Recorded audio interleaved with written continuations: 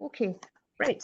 Well, with that, I will attempt to formally start my very first virtual IJB. So welcome everybody to this. I think we're probably all becoming a little bit more used to this, but if there's any problems, I'm sure we'll just muddle through.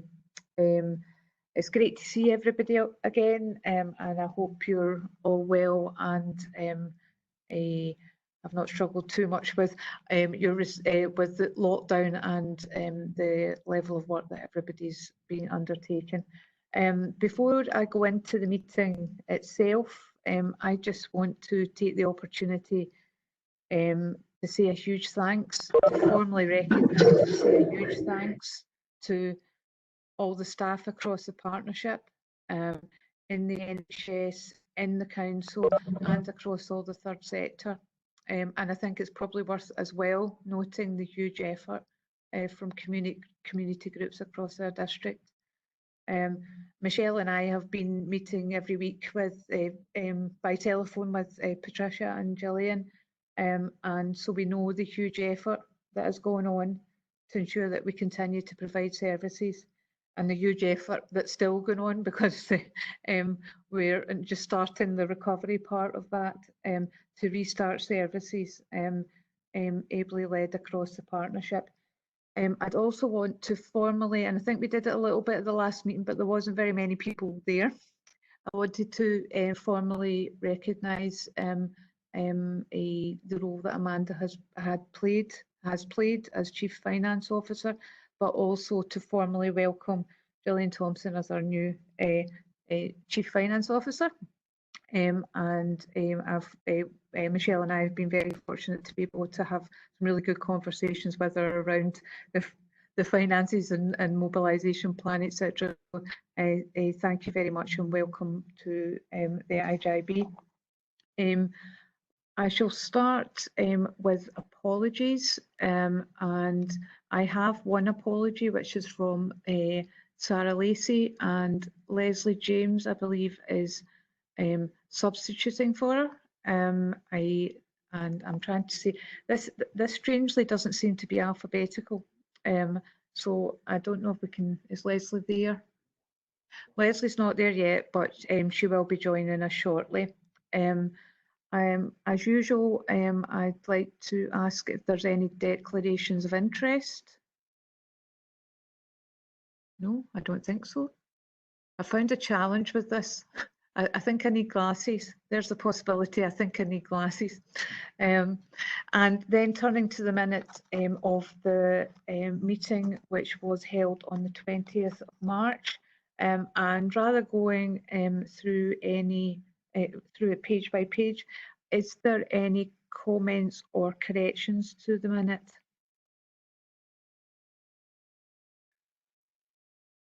No, I don't think so. Well, thank you very much for that. I'd like to move on to the rolling action log, which is for noting. Patricia, I don't know if you want to say anything about the rolling action log or any part of it.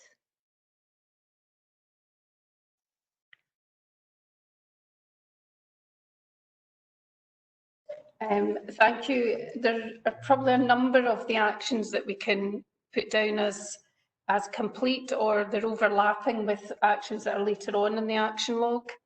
For example, number 2 about the intermediate care facility is caught up in work around the community hospital as well. So if members of the board are happy, we'll do a bit of a tidy up with Jack and Colin of that for the next meeting, just to reflect which is what's still active and if we consider that something is closed or been overtaken by something else.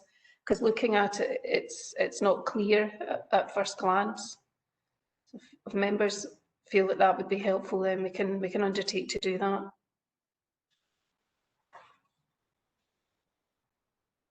Okay, thank you. That makes sense. If we can update that for the next meeting. Thank you. And with that, if I can turn to agenda item 5, which is the Chief Officer report. So back over to you, Patricia. Thank you. To members of the board, just to be clear, we're working on our agreed assumption that we did at the last board development session, that colleagues have had an opportunity to read the papers. So we're not proposing to give you a detailed presentation on the papers, but to give you a very, very brief summary and more of an opportunity for questions or discussions. So in the spirit of that, the Chief Officer report presents an overview of some of the key work that has gone on over the last 12 weeks. First of all, outlining our response to COVID and our mobilisation centre. Also outlining for members of the board how we have used the delegated responsibilities which you agreed at the last meeting. And primarily that has been to agree the partnership funding proposals which you received in papers prior to the last meeting, but didn't get an opportunity to approve at that meeting. So we've approved that in order to sustain those pieces of work in the absence of the board decision. As the chair said, Gillian and I have been meeting with the chair and vice chair on a weekly basis for about the last 8 weeks. And that's helped us to run anything past both of them and to keep them up to speed. I am proposing in the report that we continue the delegated powers because we continue to be in an emergency status with the NHS, and that's just to give us coverage should we have, for example, a resurgence of COVID and need some very fast decisions between the board meetings, and that's featured in one of the recommendations. You'll see there's an outline in the report of some of the activity around primary care, adult support and protection, and some of the challenges around PPE, which are detailed in a separate report, as well as the proposal around Thornton Gardens to try and enhance some of our provision for carers at this time, because we've seen a slight increase in reports of concern over the last number of weeks, which we think is related to carer stress with a sustained long period of time when people have been in their own homes and not getting access to the full services. So there's a number of pieces of detail in the report which I'm happy to take any questions on. There have been particular successes in the way we've been able to mobilise with the integrated teams, and also the way we've been able to respond with support from the council around the distribution of PPE. That was very quickly mobilised, and Sarah Lacey, the Chief Social Work Officer, chaired a coordinating group across the council to ensure that PPE was delivered not only for the care homes and care settings, but for other council activities that needed similar levels of PPE. So that was a great piece of joint working. There are a number of things detailed in section 4.45, which are some of the outstanding pieces of work which we would have aimed to have had completed or to provide an update on. Those include the report on Strathcarron Hospice, the day services review for older people, options for the joint loan equipment store, and also the Carers Collaborative project, which has been delayed, and all those pieces of work have been delayed during our emergency response. I'm happy to take any questions. Thank you. Okay, thank you very much for that. Do we have any questions? Stephen, apologies, I don't have a hand icon. No, it's fine. Right, When you go. Patricia, thanks for that. I just wanted a point under 7.3, which is the Crown Office COVID-related deaths. I mean, this was just an assurance that all of them for Falkirk have been reported, because I don't know when this instruction came out. And also, what about the links in with the are all the families aware that those COVID deaths have been reported to the PF?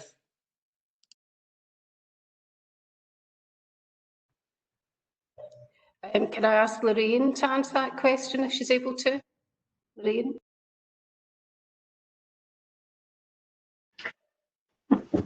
Yeah, I mean, the deaths and the death certificates are obviously recorded in the care homes by the attending medical practitioner. It's not information that's readily made to the partnership, that information. So while we've got, you know, total numbers, we don't have details of individuals who who have died of COVID-related illness. Patricia?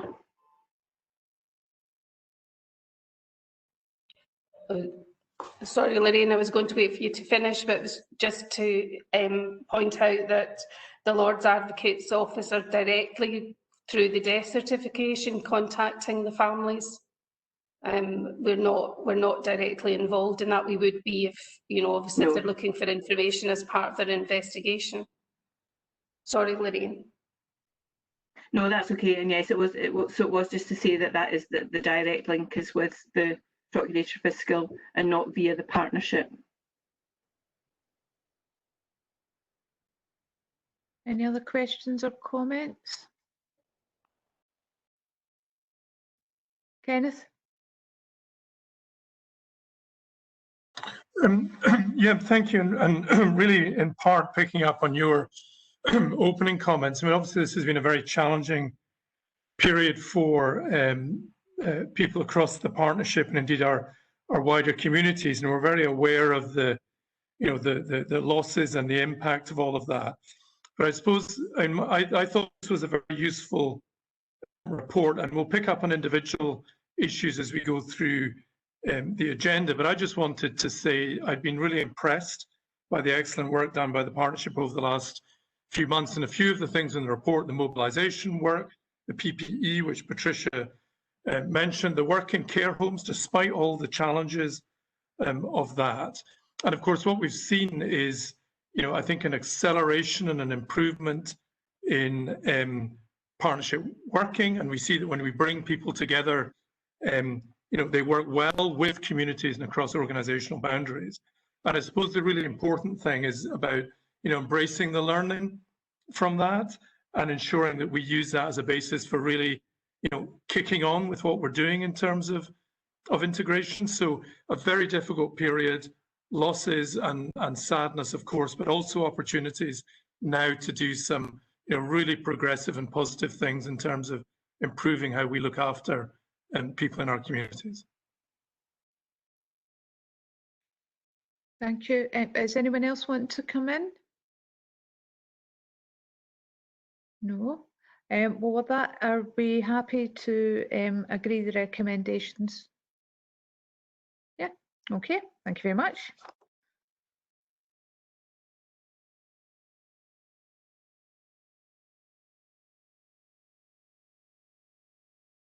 So many bits of paper.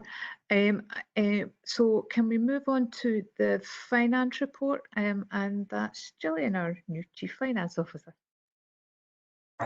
Thanks. Good afternoon, everybody. In terms of the finance report that's presented as part of the agenda today, it really just provides a summary of the closing position for 1920, obviously subject to audit at this stage, and also gives a very high-level overview of the current financial year in terms of raising some of these new and emerging risks that the board should be aware of at this point. In addition, the board makes 2 recommendations, and I'll pick them up as we go through the item. So in terms of the report itself, section 3 highlights that in terms of 1920, an overall break-even position was achieved in terms of the integrated budget for primary care, community care and social care services. The annual accounts themselves are considered in the next agenda item in a separate paper, and they'll be submitted to the external auditors after this meeting. In terms of achieving that break-even position, risk-sharing arrangements were required to address a £2.6 million overspend in year.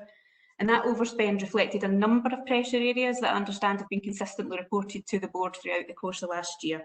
That's mainly in relation to pressures in terms of care at home, GP prescribing, pay budget pressures around Falkirk Community Hospital, and of course during the last month of the financial year in March there was the impact of COVID-19 and there was some additional costs incurred there.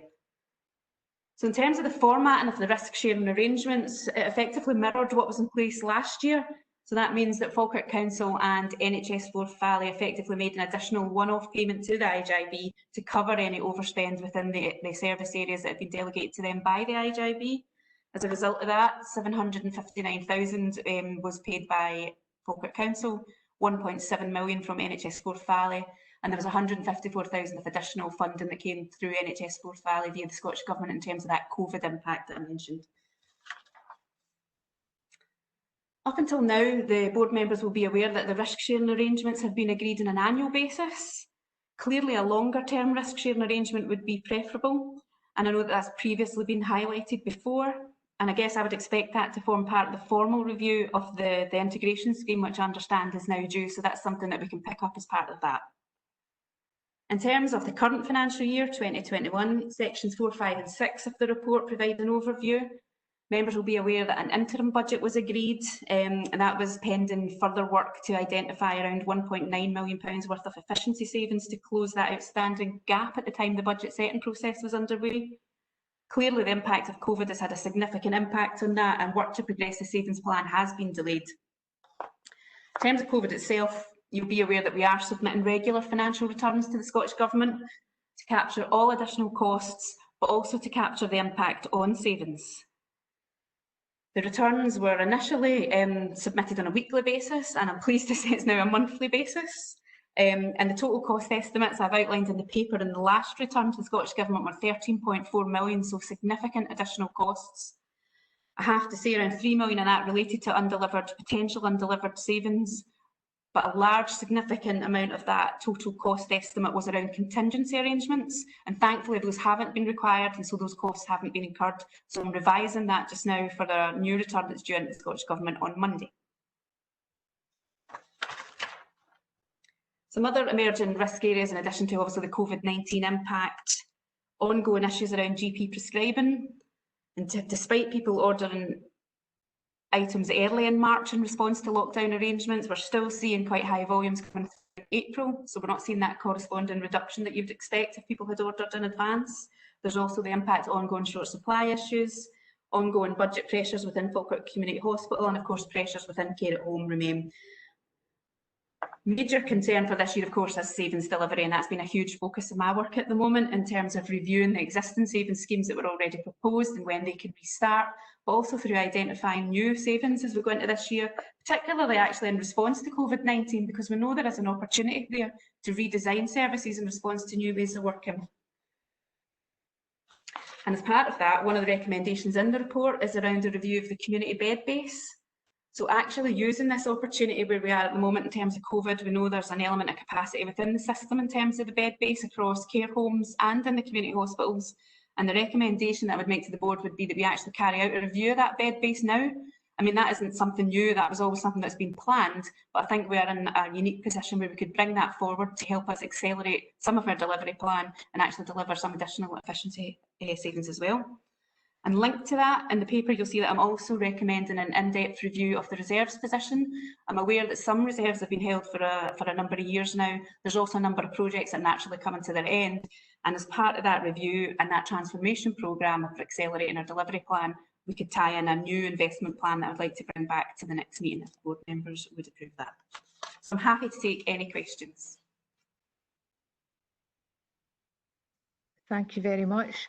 I have one question, and you seem to have answered it around the financial pressures around GP prescribing costs. I was wondering whether that was about people ordering advance medication in advance and that had bumped things up, or but that's still a pressure. Yeah, that's true. I mean, certainly in March, it wasn't really clear what way that was going to go, because sometimes you find that people wouldn't attend their GP, but actually I should have known, given the shortage of toilet rolls, pasta, that actually they were in that kind of panic phase. So a lot of people did, in response to the lockdown or the potential lockdown at that point, people did reorder their medicines early. There was a huge financial impact considering it's only 1 month. In fact, it was in excess of £500,000 for Falkirk, was the impact of that for 1 month. As I say, you would then expect those items to decrease in the following months because people don't need them if they've ordered early, but we aren't seeing that. However, I am aware that part of the policy direction was for community pharmacies to open and GP practices in April, so that could be the knock-on effect of the business of public holiday, whereas normally that would have been closed. So it's really early days, and of course we don't have the prescribing data. There's a 2-month delay around that prescribing data, so we don't have the actuals as yet, but we'll obviously keep that closely monitored. Okay, thank you. Does anyone have any questions or comments? Gordon. Thank you, Chair. Just to note a couple of points, really. I mean, obviously, the importance of a long-term risk-sharing agreement, I very much agree with.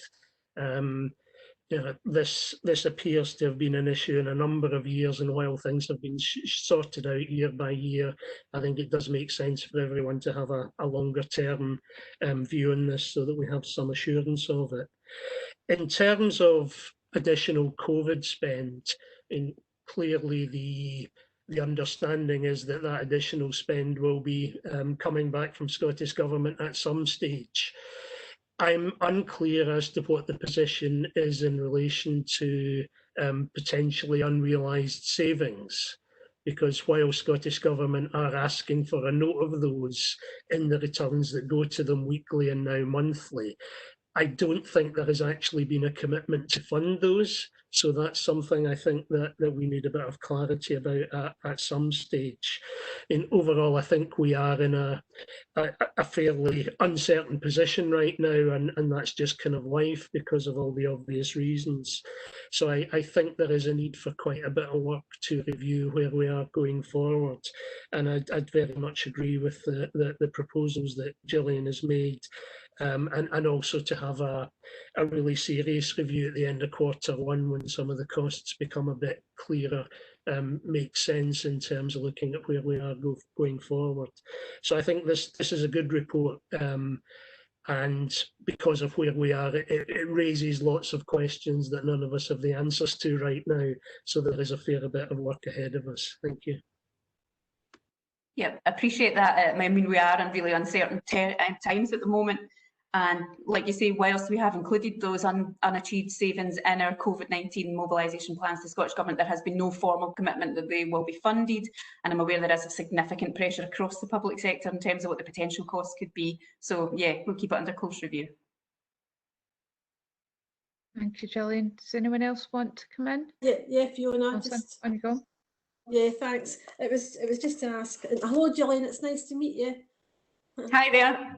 It was the care at home. Is that due to COVID as well, or is that going to be an increase that we're going to see more regularly with increasing need for care packages at home, and also the community hospitals, the staff, the bank staff? That, I mean, there are ongoing issues, and there's always been the need for bank staff in the community hospital. But is that again related to COVID, or is this a normal type of pressure that we would expect to see?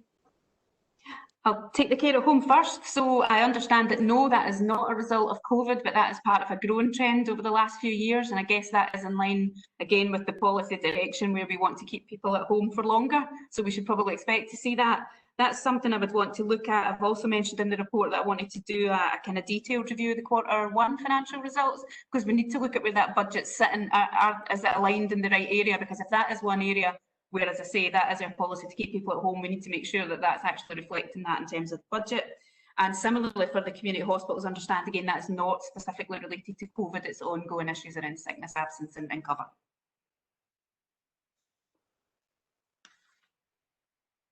Anyone else?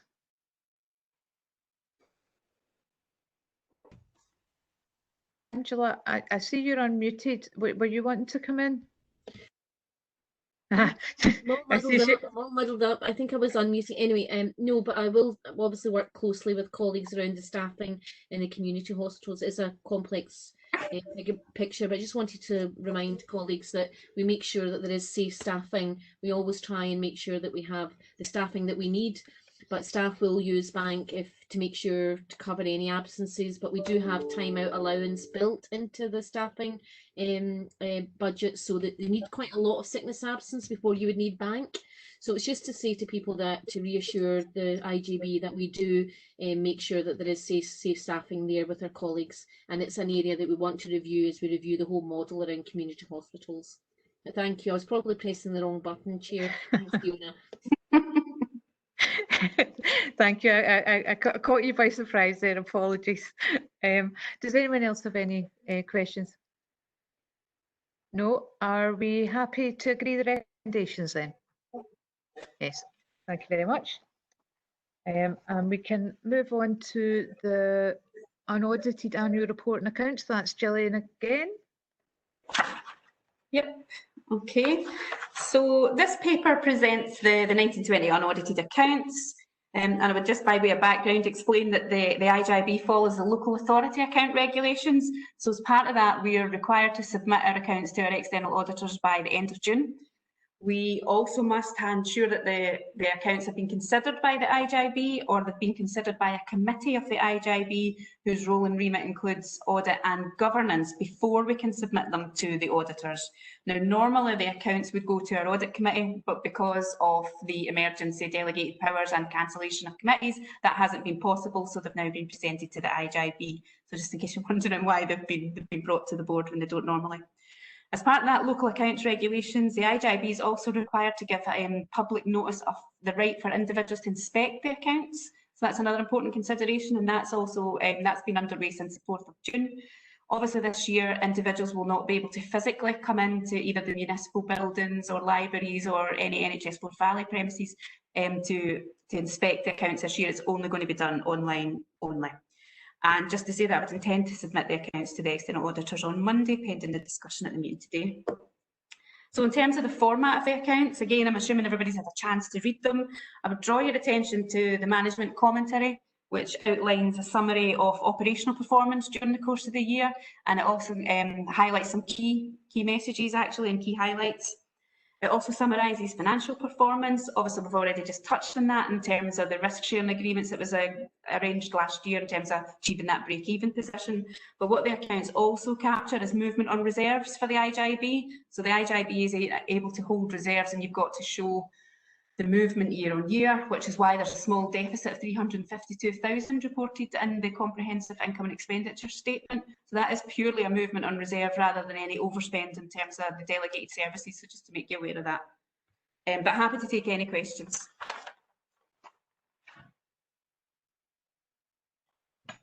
Does anyone have any questions? Any comments?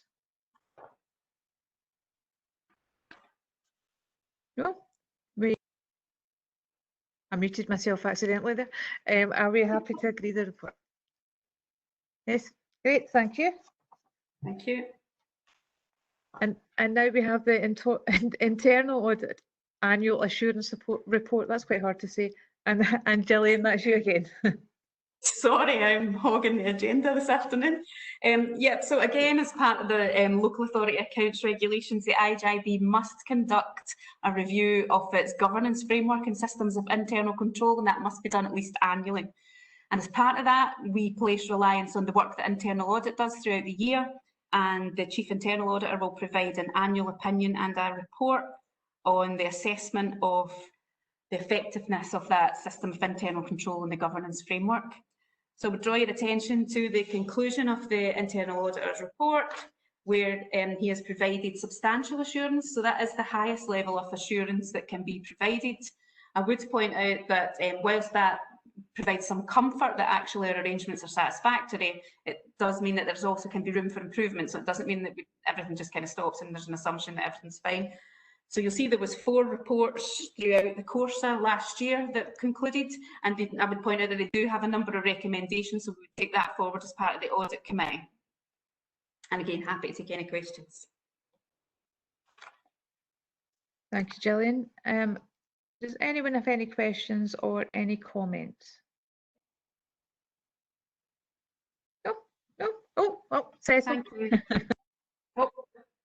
Just to acknowledge the amount of work that has to go into producing those reports on an annual basis from all the officers, but particularly the audit team. I know that our internal audit team can be quite challenging, which rightly should be. But just to say that it's good that we have an unsubstantiated qualified account, it puts us in a good position going forward. Thank you very much, Cecil. Anyone else? No. So we're just noting that report, and thank you very much, Gillian. Thank you. And now we are going on to agenda item 9, which is remobilise, recover and redesign, and that's Patricia. Thank you, Chair.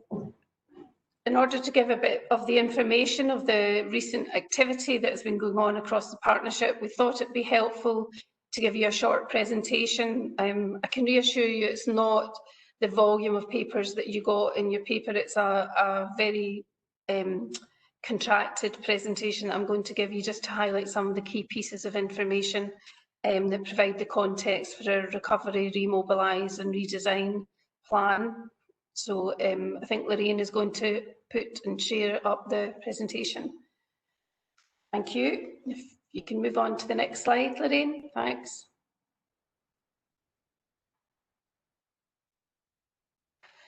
Just to give you an outline of what we will cover in the presentation, the initial management information, think about some of the implications and opportunities, but also to set the context for some of the other IGB papers that are on your agenda this afternoon. Thank you, Lorraine. This is just giving an overview of the number of shielding letters that have gone out in Falkirk. And you'll see that a considerable percentage of those were already known to social work adult services, providing them with electronic monitoring, also a number known to children's services and also to community justice services. In other council areas, the percentage of shielded people who were already known was 11%, but in Falkirk, it was between 20 and 30% of people who had been shielded were known already to our services. We're not sure exactly what that means. We will do further analysis of this, but we do have more people receiving shielding than perhaps in other areas, and that's clear in the next slide. Thank you, Lorraine. So that shows you the, oh, can you go back? In the top band, it shows you in the light blue the Falkirk figure, and the dark blue is the Scottish figure. So you can see in every week of that 4-week period, we were higher than the Scottish rate, and that's a rate per 1,000. And you will see in terms of assessed support needs, there's a slight difference in the Falkirk figures in relation to what people required. The largest number of people for Scotland and for Falkirk was around food, and then food and pharmacy. So just showing and illustrating the impact of COVID and the lockdown on some of our most vulnerable citizens in the area. Next slide, please, Lorraine. And this slide shows the cumulative death total, and it's 126 people have died as of the 7th of June. That's a cumulative total of people who have COVID mentioned in their death registration. And the first death was registered in Scotland was on the 16th of March. Okay, so we can, next slide please, Lorraine. The next slide shows the number of deaths by gender, and you'll see that the highest number of deaths are in the 85+ age group. And you can see the difference between the deaths in men and the deaths in women across the age groups. And certainly in the over 85, 53% of all female deaths were in the over 85, and 43% of all male deaths were in the over 85 age group. Next slide. So this is showing the number of deaths by location and the location of death. So you can see the care home deaths, 48% of Falkirk deaths occurred in care homes, and 40% have occurred in hospital, and 12% within the home and non-institution. So that mirrors the national data, but I think it's quite helpful to see that. Next slide. This is the rate of care home death by council comparator groups. We haven't named the councils just because we're publishing this information publicly, but you can see Falkirk is sitting at a rate of 3.8 per 10,000 of the population compared to the other comparators.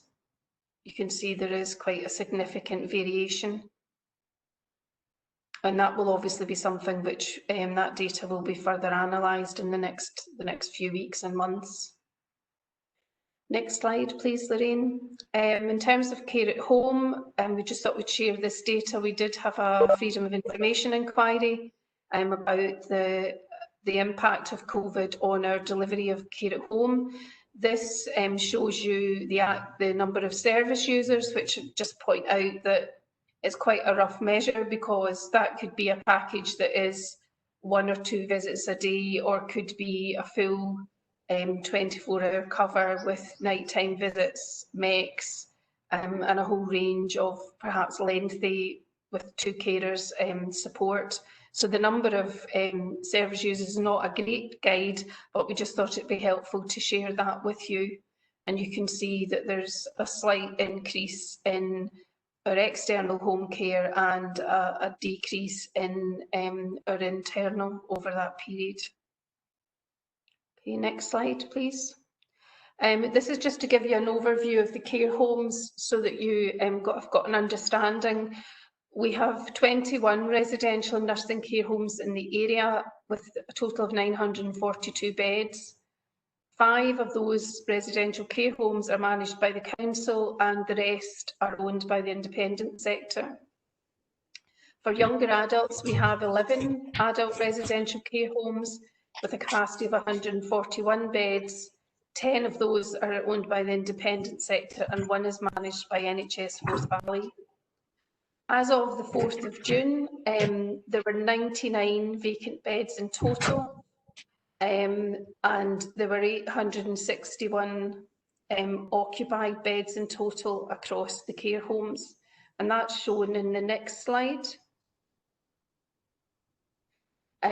which the pink box at the top, it shows you the number of vacant but available beds, and immediately below that, in the sort of lime green, it shows you the number of beds that are vacant but are not available, and that would be where, if the home has some COVID positive or symptomatic residents and is closed for admissions for that or other reasons.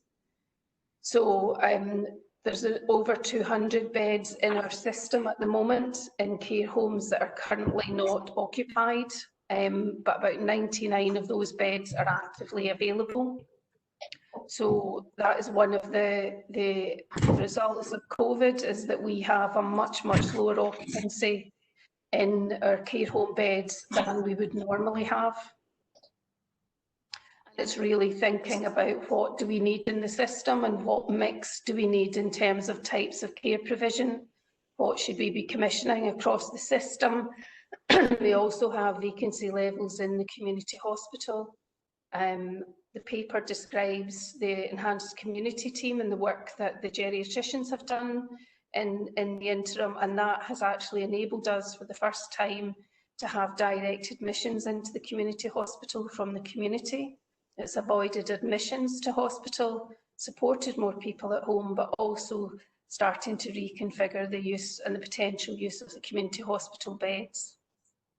Right, next slide, Lorraine. This slide is showing you the adult protection referrals across the different teams. The green line shows the total, and you can see from the beginning of March through to about the 23rd of March, we'd had quite a decline in referrals, and that has been going up on a week-by-week basis. We picked that up quite quickly, and we did a bit of social media and developed posters and other awareness just to highlight to general public what things would be causes of concern, that we would hope that they would report these concerns. So there's been a gradual increase over the last few weeks, up to more like what we would expect at this time of the year, but it is something that we are continuing to work on, because we are concerned that the strain that it puts on families if they're not getting respite and they're not getting out themselves, if they're shielding with someone or providing that care. So just wanted to bring that to your attention. Next slide. Oh, sorry, Lorraine, the next slide.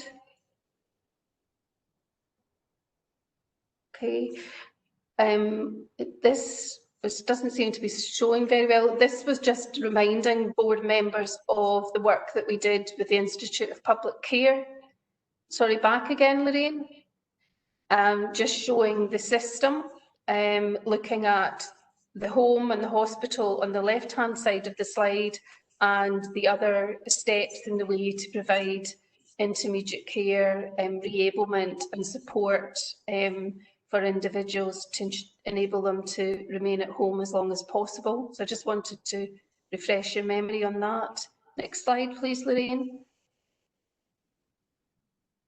And if you remember, IPC drafted up a model, an ideal model of what you would expect in which care setting for every 1,000 discharges. And you can see in that table how we compare with the middle column, which is the IPC's ideal model, where we have, you can see people getting admitted to care homes direct from hospital and to home care direct from hospital, whereas the ideal model is about the step through intermediate care and reablement. And you can see our comparison, the figures for IPC are quite dramatically lower for intermediate care and reablement.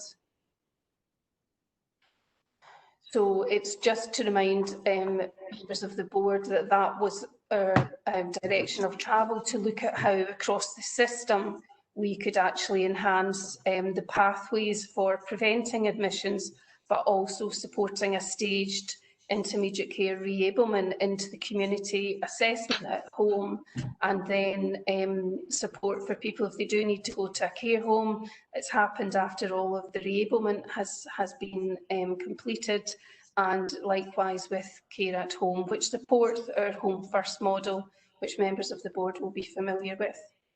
Next slide, please, Lorraine. This is a model which the government has used across the system, and it was just to let you see that recovery in context. We're talking about recovery, but we are still very much in response phase across some of our services, care homes and care at home, and primary care and community nursing and other elements of the health service. And it was just to show you the potential for a second wave coming up and hitting us. So we need to continue to respond. We need to have contingency should there be a second wave, and we also need to be actively recovering and redesigning at the same time. Okay, next slide, Lorraine. Thank you. So how can we use this? We need to really get a better view of our demand monitoring and our modelling, looking at the demand for home care and care homes, picking up our IPC work that we've done previously in terms of understanding our system, conclude the set-aside modelling work. Gillian referred to the work on the risk share. It's critical that we complete the work that was started on set-aside so that we can actually use that information to agree what the risk sharing agreement should be across the councils and the health board, but also looking at that community bed-based modelling work. And that's detailed in the finance report that you've just agreed, that we commence that modelling to look at actually what is it that we need across our system in terms of bed base. Also looking at community-based provision. Within the body of the report, you see the description of the enhanced community team that I've already referred to. The work of having 2 geriatricians out working as part of the enhanced community team provided a hospital at home type service, support for the GPs, support going into the care homes to support care of older people, provision of palliative and end of life care, provision of just in case medicines. And the data that we have for the 6 weeks that was running was that it saved 906 beds in the hospital, and that would be of the value of about £364,000 potentially. So really looking at where can we add value in elements of the system with a piece of investment that actually improves outcomes and releases capacity elsewhere. Okay, next slide. That's our last one, and this was just to refresh that actually the delivery plan that members of the board agreed, and that's a summary of it in relation to the vision, the outcomes and the priorities, are absolutely chiming with the lessons that we've learned so far from COVID and the work that we see we need to do in terms of remobilisation, recovery and redesign. And actually there are real opportunities to accelerate elements of that plan to really enhance outcomes and to move us into a much more integrated space and a much more locality and community-based space. So thank you.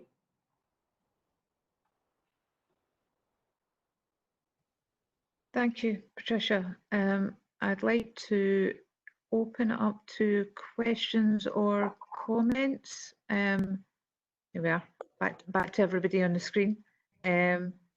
Would anyone like to? Oops, I saw Stephen. Sorry, everybody moved.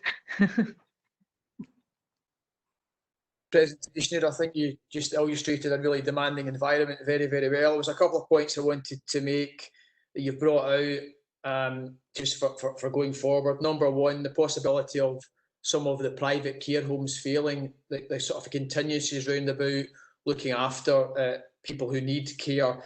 And secondly, it didn't come out in your presentation, but it's in the report. Obviously, there's a number of staff are having to work from home.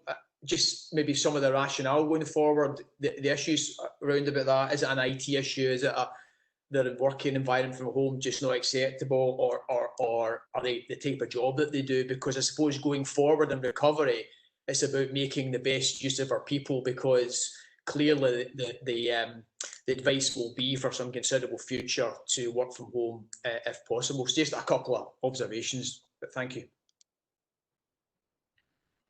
Thank you, Stephen. Yes, we have very quickly in our response, the mobilisation centre was really the platform in which we built everything else, and Lorraine had that up and running 2 weeks before we actually went into formal lockdown. So we'd very robust processes in place. We had a duty manager rota, an operational manager also on the rota, and admin support to help with all that coordination. So we were able to be quite fleet of foot, and very quickly we suspended our day services in line with the lockdown and the shielding requirements, and redeployed staff into, for example, our mobile electronic monitoring and equipment service, so that we had boosted the 24-hour cover in that, but also redeploying our staff into care at home and into the council's own care homes to boost the service. And we wouldn't have been able to retain the level of safety and coverage that we were if we hadn't been early and out of the gates early in that. We also had a number of staff who volunteered from elsewhere in the council to come in and augment our care at home teams. We do and continue to have a significant number of staff who are required to work from home because of long-term conditions and need to shield or self-isolate, and that is going to be an ongoing challenge for us. We will need to be really careful at planning what we can reintroduce in terms of our broader services, because we need to be able to maintain and respond to care at home and care homes. In relation to working from home, the council staff, the council very quickly introduced that everyone should be working from home if that was feasible in terms of their job, and that's the approach that we have taken. We've had a rota among senior managers. Denny Townhouse has been our HQ, and we've had skeleton staff, maybe 4 or 5 staff in here every day to man the mobilisation centre, and to have myself or one of the 2 heads of service here physically to provide support. But other than that, the majority of our managers and staff have been working from home where possible, and supporting the frontline teams visibly where that was possible as well. And really looking and with the council, because primarily our staff are in council buildings or they're in health centres or primary care settings. But for us, with buildings that we've closed, we will be looking very carefully with council colleagues at what we need to reopen to help the council with their strategic property review, but also to really embed that mobile and flexible working. We have been able to maintain staff and to provide kit, but obviously that was an interim process. But now with the Council and the Health Board need to review what is it that people need to work from home safely, in terms of, you know, it's not really acceptable to be sitting at your kitchen table. You need a proper chair, you need a desk, all of those things. We've put extensive staff wellbeing support in. I think we've had our 17th Wobble newsletter out today. There's been staff wellbeing, virtual chat rooms, virtual coffees, a lot of stuff online, psychological support, counselling, quizzes, all sorts of things going on to support staff. And it's something that we've done quite extensive reviews now with all of our teams about what worked, what didn't work, what should we stop, what should we keep. And that will come back in more detail to the board, but getting really positive feedback from staff about the support, the camaraderie, how they've enjoyed working in an integrated way with NHS colleagues, but also with other colleagues from their own organisations where they've not worked in that way before. So there's a real swell of goodwill that we're seeing in the communities as well, where some of the community work that's been done with the third sector. And the challenge is that we need to capture this and sustain the elements of it, and for us to be commissioning more in the communities to build on what is already developed. So there's real opportunities, there's real energy around, but there's a narrow window of opportunity, I think, for us to really make the most of it.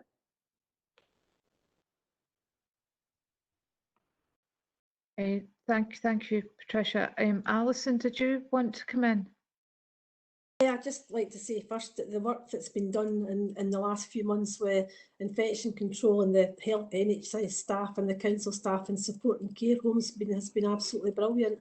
I think we've done a really good job in our area. I think it's something that the staff should all be proud of. It was just, and I'm glad to hear Patricia saying that going forward, we will, like all the reviews that we've been doing and all the good practice and the things that could be done better is all going to be captured and brought forward in the report, because I think that's really important.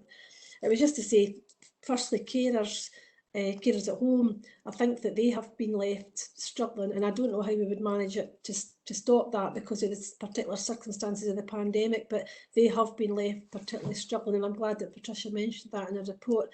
It's what we do about it and how we can make that different in the future.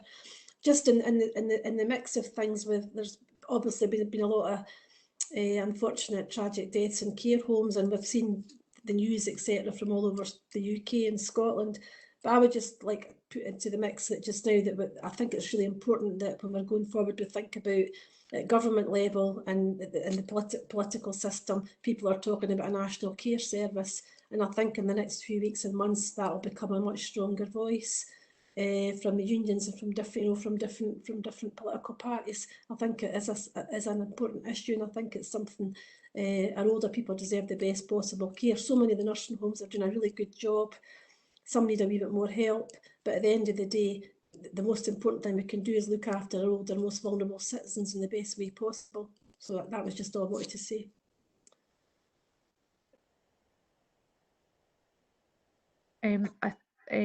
Anya, you'd like to come in? Thank you. I just wanted to say,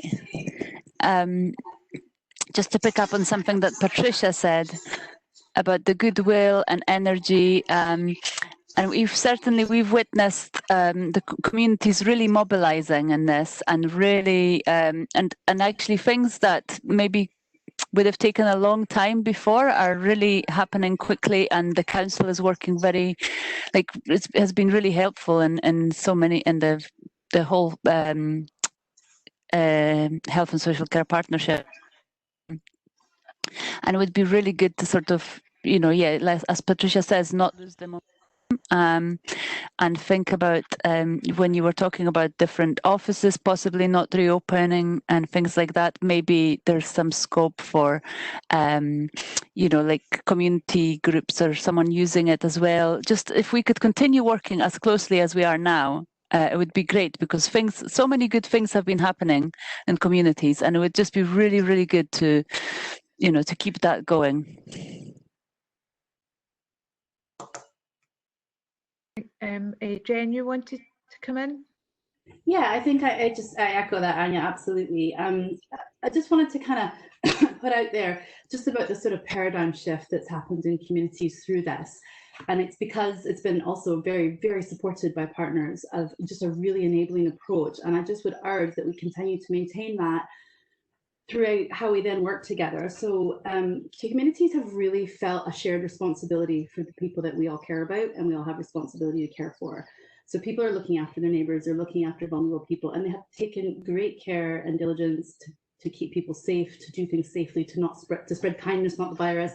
Like there's been a lot of very professional, very, very natural community work and third sector work. So when I say third sector, I mean community organisations, third sector service providers that are supporting carers, people with substance misuse as well. So it's all communities, and that's been lovely. And the leadership and the confidence that's grown through that, and the resourcefulness and the entrepreneurialism as well, has been incredible. So by kind of enabling that, I would say, like when we talk about things like planning approaches to working with communities or supporting that and commissioning that, just to be careful to use language that's very much about this is a shared accountability. I understand the partnership has responsibilities for doing so, but actually the community see this as their work as much as we see it as ours as a partnership. And to really be considerate of sharing that work with our communities. They have lots of ideas and plans to take things forward. 30 or 40 of them have asked to form a group of organisations that are caring about well-beingness and connected in communities. And they're sharing that themselves, we're supporting that. Likewise with the food projects. And our role as CBS was to kind of connect them back into the public sector world, the data, the support, the statutory requirements around that, and kind of translate between those two worlds. But I think it's not even an expectation, it's just an understanding that communities have got this, they're looking after people, and it's their responsibility as well. And I would just really like to see us reflect on how we work with that differently than the way we have in the past. Having strategic partnership groups is great, like our stronger communities, and I have had a big role in that, and I'm like, do we really need that group? Actually, should we be doing it differently? Should communities be having their groups, and then we come and work with them to say, how do we support that? These are our needs as a partnership. We see gaps here, we have older people here we want to help, and carers here we want to make sure they get things. How are we negotiating that rather than directing it? So I think I just wanted to really put that out there, that I see this as a really great opportunity to rethink, and then commissioning to be about strategic planning more than it is about purchasing and directing stuff. I think I probably I'm going to bring Gordon in a wee minute, but I just would quite like to echo that completely. I mean, I think any councillor across the area would tell you how quickly our communities started a huge range of activity to support people across our communities, and the support that was put in from CVS and from the council in terms of being able to access funding and things like that was very, very important. But I think that ability to act quickly, and the council, the partnership, the NHS or whatever public body being an enabler to that, I think has been fantastic. But I think how do you carry that on and plan for that? So thank you for that. Gordon, you wanted to come in.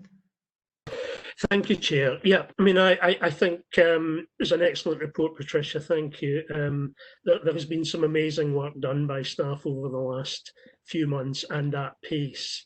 And I think that there is now, almost counterintuitively, I think a fairly small window to make some of those changes permanent as the clamour to get back to business as usual goes. And I think we need to make sure that we do take the opportunity to learn some of the good lessons and to keep some of the great work that's been done going, so that we don't just fall back into the old way of doing things. But I get the sense that that's not going to happen, although it is going to need. I think there's, what's the old phrase about kind of necessity being the mother of invention? I think we've shown that we can make fairly radical changes in relatively short periods of time without months of reports and feasibilities. And sometimes when you just have to do something, you get on and do it and work it out. And sometimes that can actually be advantageous. The second thing I would just like to reflect on is the work on care homes.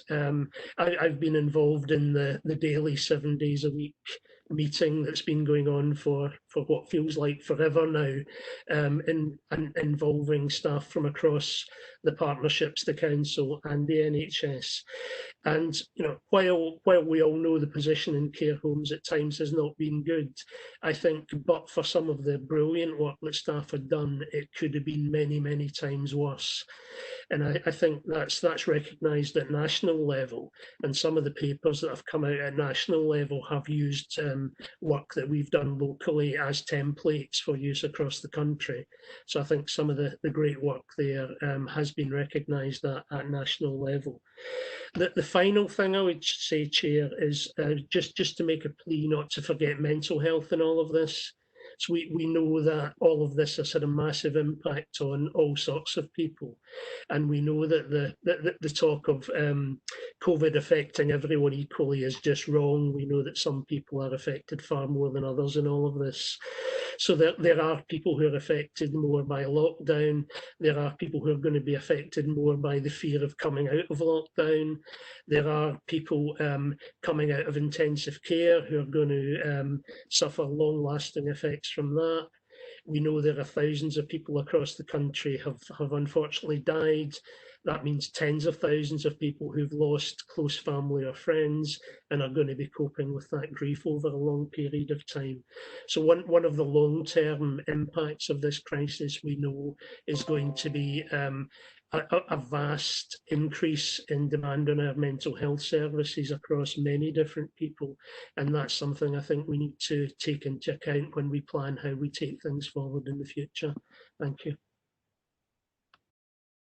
I think that point is your point is very well made around mental health, and certainly I'm aware of a lot of things going on both locally and nationally around mental health. But I think it's going to be potentially a long-term project in terms of supporting people through this. Roger, can I bring you in?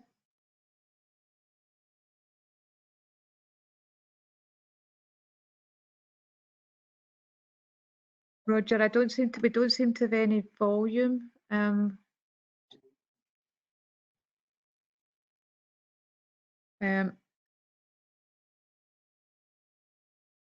don't seem to be muted, but we're not getting any volume through. I'm just checking if we can find out if there's an issue from our end. Is there anyone else who wants to come in? Cecil? I'm trying to catch your eye, Kathina. It was actually just developing a wee bit on what Gordon was saying about the lessons learned and the need for not to allow things to slip back into that normal. We have seen a massive change, particularly around the engagement with GPs and primary care health and the use of telecare.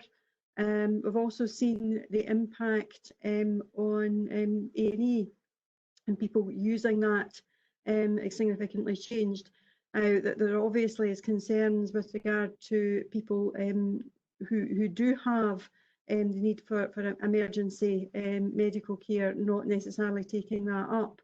But I think there is also a need to look at not allowing things to actually slip back into where we were, and using the other avenues in order to be able to access that particular healthcare. Because I think that there's been some really good positives out of it, that people have been more susceptible to actually maybe not necessarily always speaking to a GP, but speaking to another health professional, whether it be by video, whether it be over the telephone, and be able to get that. As a result, I think those pressures might be able to be adjusted within that particular sector. But my fear is if we don't start to look fairly swiftly at some of these areas of change in practice, then we will slip too far back, and it may well take an awful lot longer to actually make some of that move. So I think I would like to hear or at least see some of that work being progressed, particularly at a little bit of pace, so that we don't all of a sudden slip back in.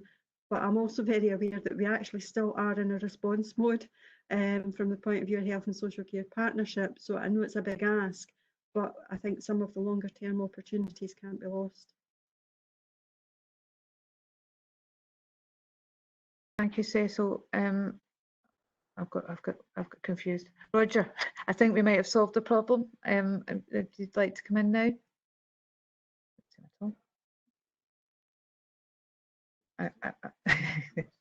No, we're still no volume. Jen, would you like to come in for the moment? I think we're about to swap computers. Yeah.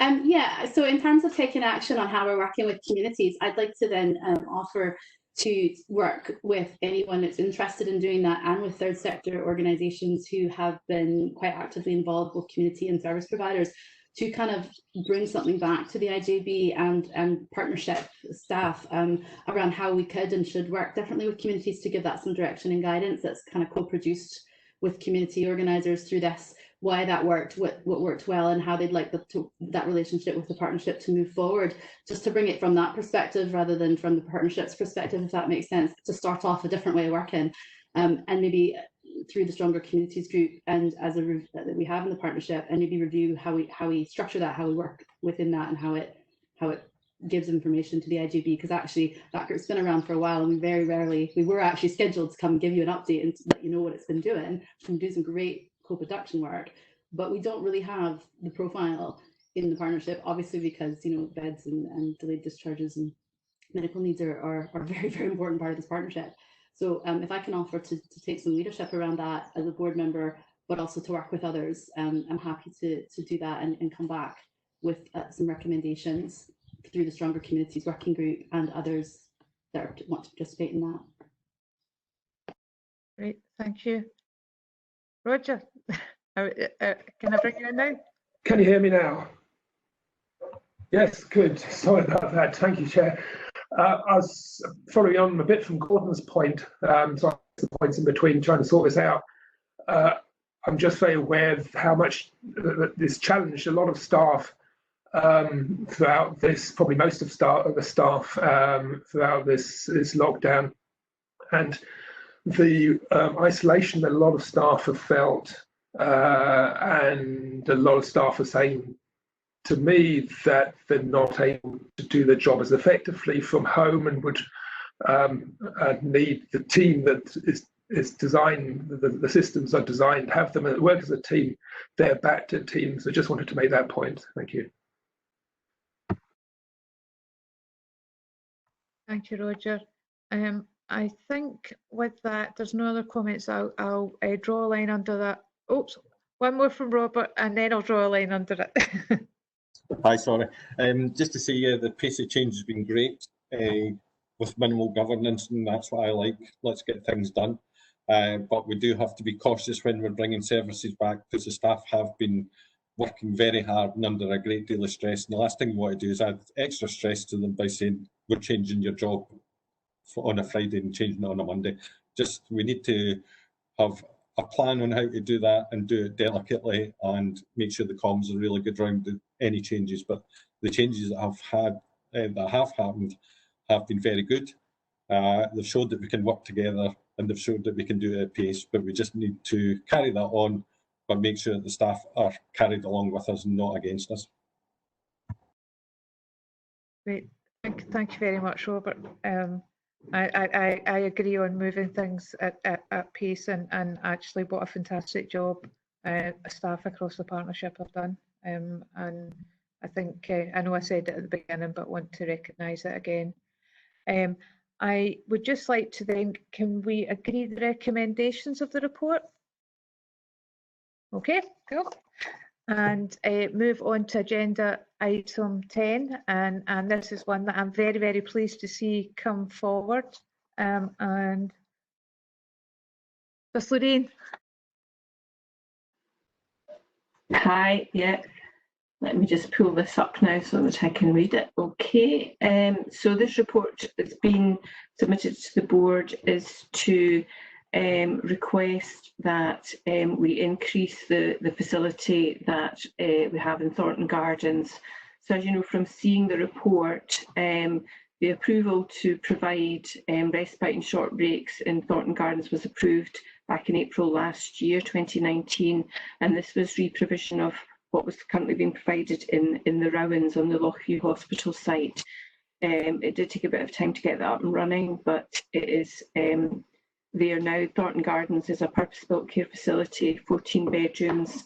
They all have ensuite facilities and small kitchen areas, and it has been redecorated and upgraded to a very high standard with lovely garden areas and a really lovely site for respite and short breaks.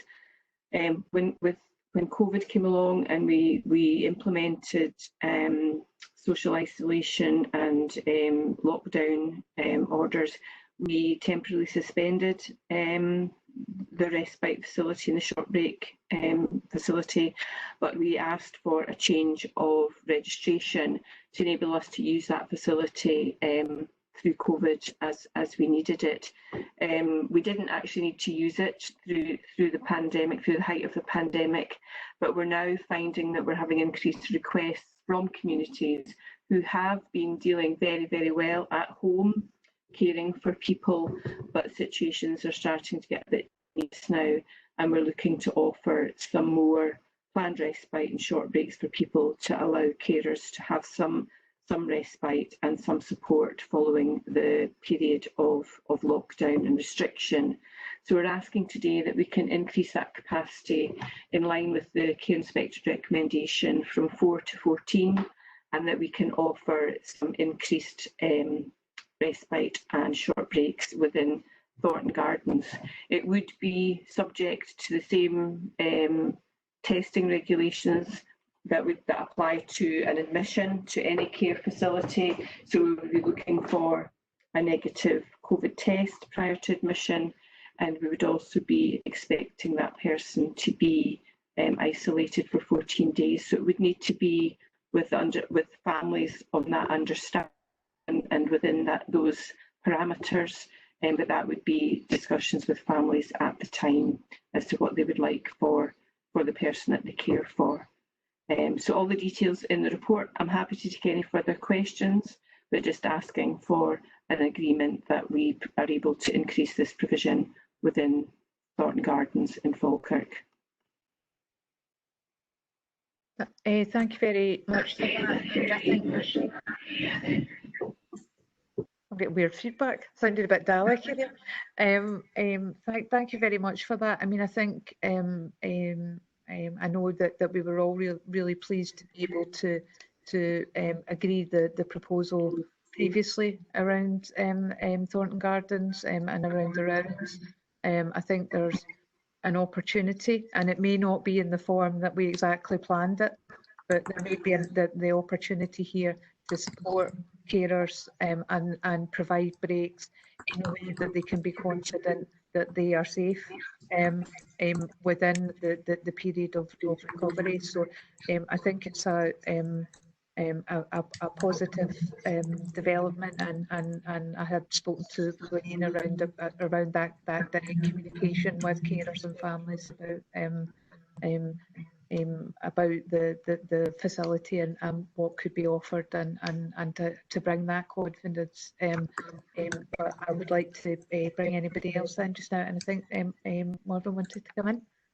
Yes, thank you very much. Yes, I would like to say I'm very supportive of the proposal for Thornton Gardens, and going back to what Gordon said earlier about the stress that's been available for family carers and for families themselves who've had to cope with an awful lot during the pandemic. I'm not surprised to hear that now there is a need for people to use this for respite and for short breaks, and I think it's very, very welcome. Thank you.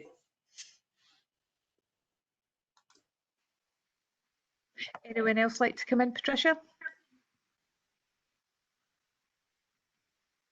Thank you. It was just to highlight to members of the board that Thornton Gardens was part of our contingency for surge capacity during COVID and also potentially if there's a second wave. But given the level of vacant beds in care homes at the moment, I think kind of a degree of confidence that we can re-provision that service for use to support carers at this point in time, because there is additional capacity in the care home bed base. Michelle, you'd like to come in? Yeah, I would actually just really like to come in and be supportive of this. You know, over the last couple of weeks, whilst you and I have been meeting with Patricia on a weekly basis, Patricia has kept us up to date with the progress in terms of what her and the team have done. And, you know, I think they've done a very good amount of work very quickly. And just really that, you already know this, that you and I are very supportive of this. And well done to Patricia and the rest of the team. Do you have any other comments? And see if anyone's waving at me. No? Well, with that, I'll be happy to agree the recommendations. Okay, thank you. And we'll move on to, I'm just checking the time, we'll move on to agenda item 11, which is update report on care homes, and that's Lorraine again, thank you. Okay, thanks everybody. So this is just an update on where we are with regard to the assurance around about care homes during the COVID pandemic, and this paper is just for noting. So it does give an outline of the support that we are providing to the care homes in Falkirk, and it's very much part of the Forth Valley COVID response to the risks to people in care homes and the people who are more vulnerable in our society living in care homes. So we've been working very closely with NHS Forth Valley, with the public health team, with the Care Inspectorate and with Scottish Care and other care providers to ensure that we have extra surveillance and extra assurance and extra support going into the care homes at this time. We have been offering assurance visits and triangulating information that's coming in from the care homes themselves, from our assurance visits and from the CHART team who are undertaking extra surveillance with regard to medical and ANP assessments and cover. So in the initial phases of the COVID pandemic, when we established our mobilisation centre, we were receiving reports from our care homes on a daily basis, and we were scrutinising that information. Primarily that was in the beginning around about provision of PPE, and then when we got that in place, it then moved on to sort of the use of PPE, infection prevention and control, and as the guidance and the standards came out from the Scottish Government, supporting them in implementing those guidance, and particularly around about zoning within care homes. It has been quite a steep learning curve. We've had to kind of adjust our thoughts around about care provision and recognising the fact that these are somebody's home and it is where people live, but also trying to apply strict infection control regulations in that environment and supporting the care homes to do that. And we now have got a good system in place. The partnerships gather information in the morning, we report into the care home strategy group daily at 4 o'clock and at weekends, and that any action reporting is taken forward there. And then the strategy group then reports into the newly formed assurance group. So we now have a robust way of escalating concerns to monitoring our care homes that are now on a RAG status, dependent on COVID positive residents. And we've got a very careful eye on what's happening across all care homes in Falkirk now. So again, all the information is in the report, but happy to take further questions. Thank you, Lorraine. I think we've talked a little bit about this already, but I think I want to acknowledge the huge amount of work that has gone on across the partnership within the NHS Forth Valley and from Care Inspectorate and others, not least the staff of care homes. in setting out a system to be able to respond to any difficulties and respond to them quickly. And I think it's been a very good work and very quick work, with a lot of guidance coming through very regularly, and the team has responded admirably to that. So I just wanted to say that, and I think Alison would like to come in. Thanks. Just very briefly, just to say that when I'd been looking through the reports earlier on, I hadn't noticed, being honest, the section about palliative care, and I'm really glad to see that in our area that we've put in the measures for getting quick access to medication, and also the GP and the district nursing situation sorted out centrally, which I think makes really good sense for saving too many people going in and out the homes. But that's really reassuring, because in some other parts of Scotland, unfortunately, sometimes the palliative care might not have been as good as it might. I think that's really important, that our most vulnerable sick people get the best care possible, and I'm pleased about that. Thank you to everybody that's been involved in setting that up. Thank you, Alison. Angela, you'd like to come in? Yeah, just to support Lorraine and Alison's comments, I just wanted to draw out one element which I just think is so powerful. I think everyone's been talking about how we've done this, and I absolutely support that. I guess from Lorraine and I's perspective, I think that joint visit with the nursing colleagues, infection control colleagues, and some of my nurse consultant colleagues around older people and dementia, that joint visit that we've been doing together has been so powerful for you. And I think we're seeing the health bit has to be done during the pandemic, and that's not something that we would want to make, we don't want to hospitalise people's homes, not at all, not even a little bit.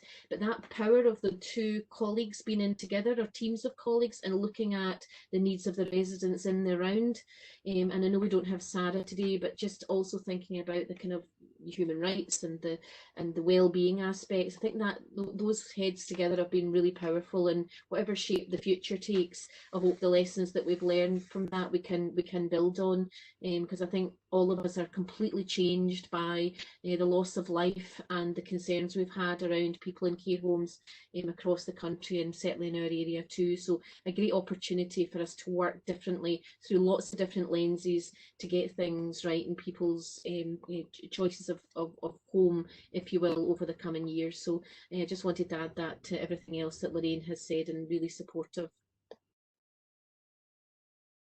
Thank you, and agree completely. Can I, is anyone else wanting to come in now? No. No.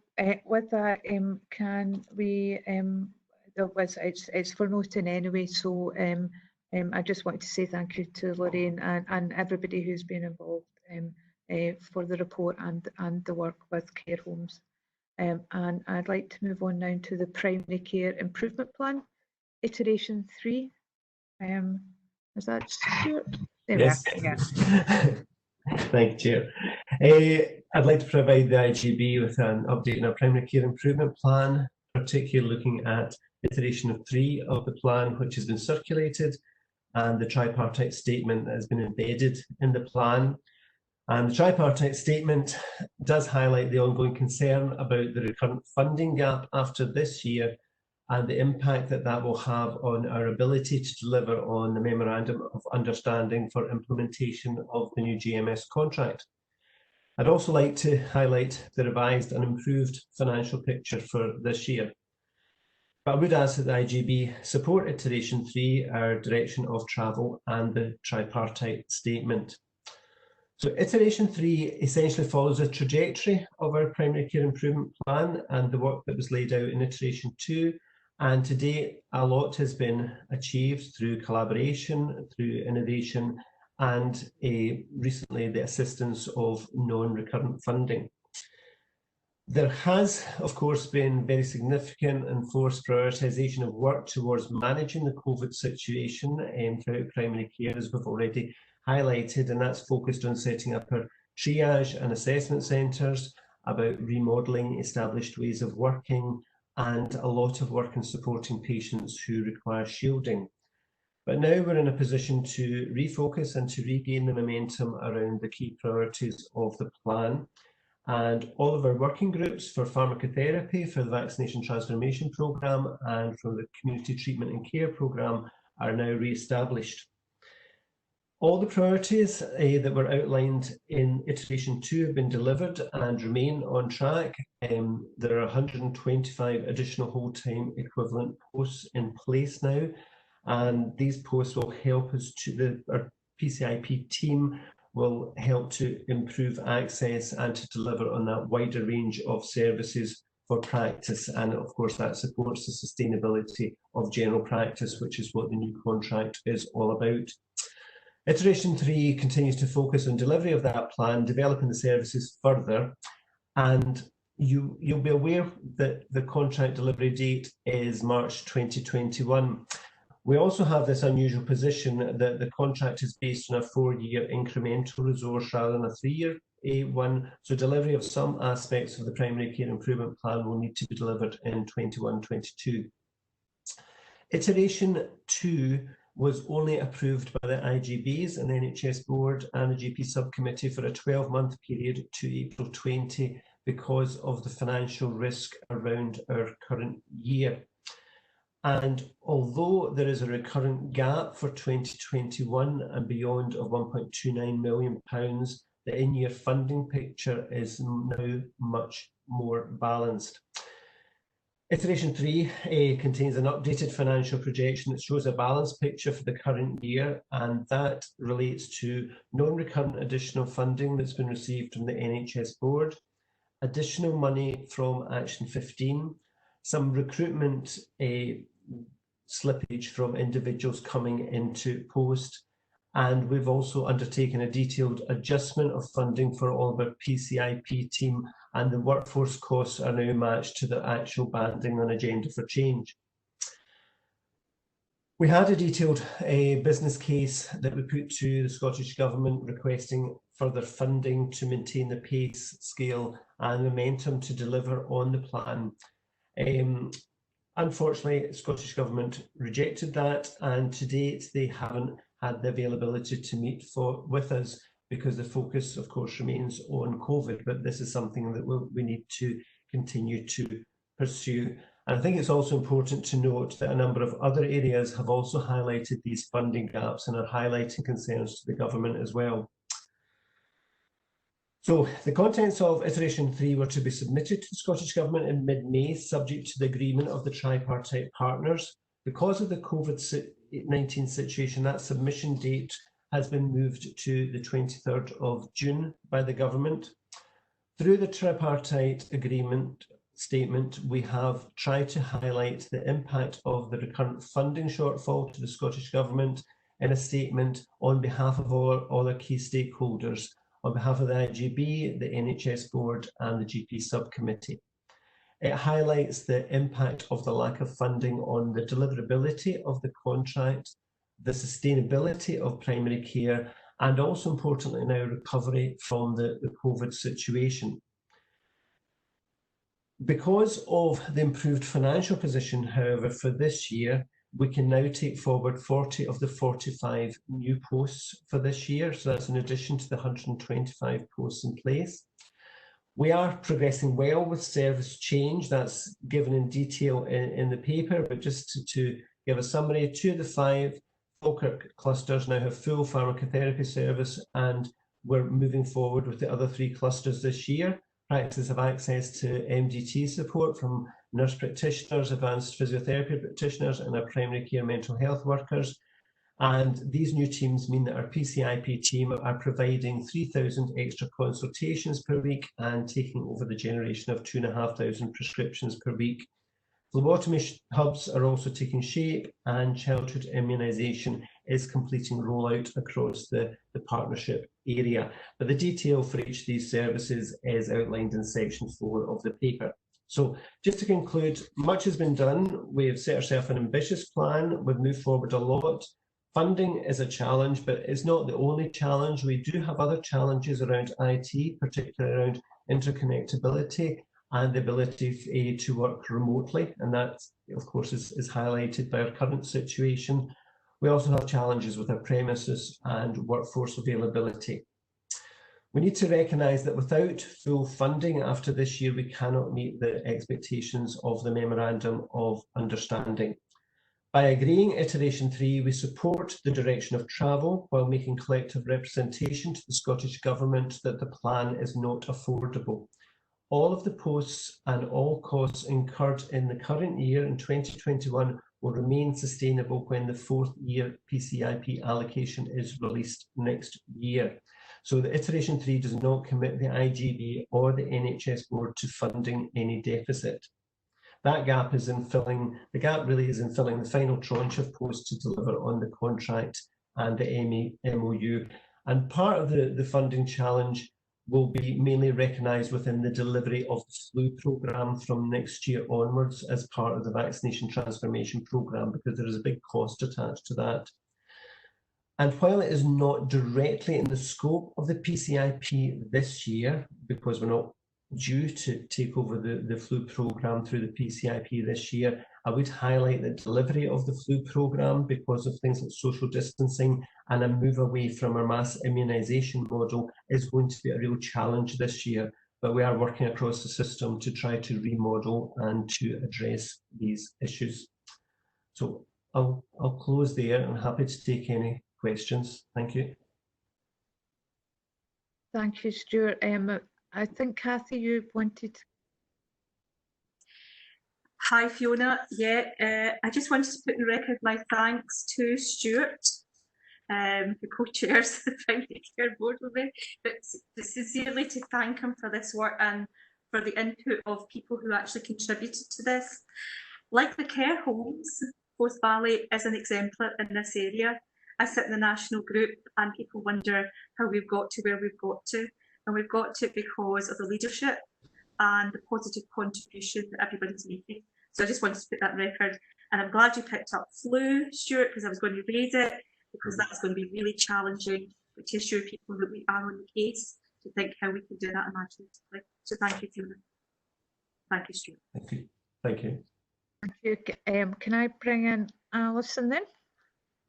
Thanks very much. Just very quickly, it is a brilliant report. The amount of work that's been done on this has been absolutely outstanding, and I can see 100% the benefits that this will all bring. It's just unfortunate that you didn't get the funding that you wanted.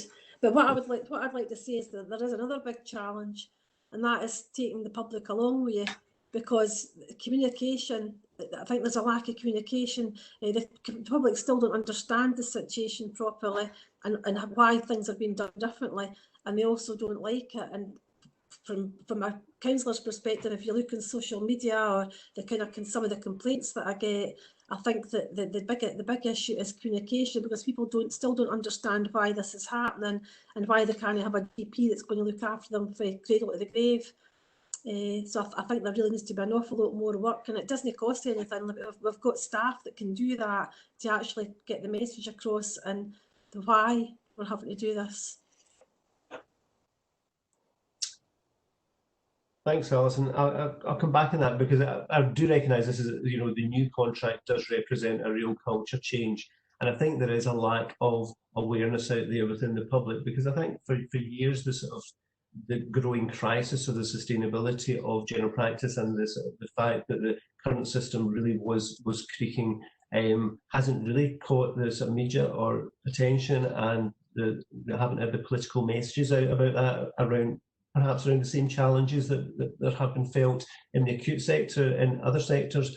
So we are trying to work with the public around communication. I think there is a lot of education about the fact that we have a very skilled workforce out there. We need to sort of try to help people to recognise that this is a multidisciplinary team. GPs have got a certain set of skills, but actually the people that we're working with also have a great deal to offer individuals, and sometimes they have skills that may be better for that situation or that presentation than a GP. And certainly we are having the initial evaluation that we're getting from patients that have used the service does tend to be positive. We are getting very positive feedback, particularly around new services like the mental health service that we're working with in practice. So I do agree with you, there is more to do, and we are working on the communication. We have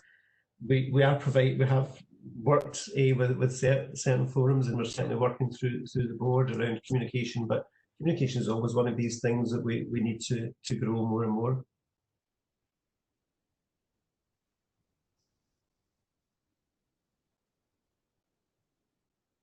I'm muting myself there. Can I bring in Gillian next? Hi, Stuart. Hi, Gillian. Just a couple of questions. Of course, you'd expect me to ask about funding.